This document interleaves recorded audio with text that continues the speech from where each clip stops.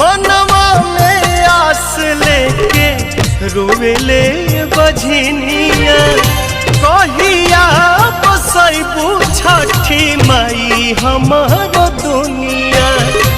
ऐसन सुनर फल पाइब त सूरज गोहाराइब हो।